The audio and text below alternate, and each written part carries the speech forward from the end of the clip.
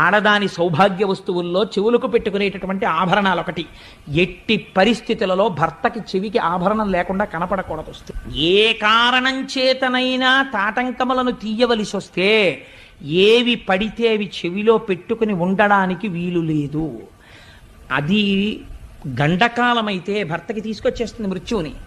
ఏవి పెట్టుకోవాలి? 4 తాటాకులు తెప్పించుకుని చీల్చుకుని, అందుకే అమ్మవారికి సౌభాగ్యదాయిని అని పేరు. ప్రపంచంలో 8 ఉన్నాయి సౌభాగ్య వస్తువులు.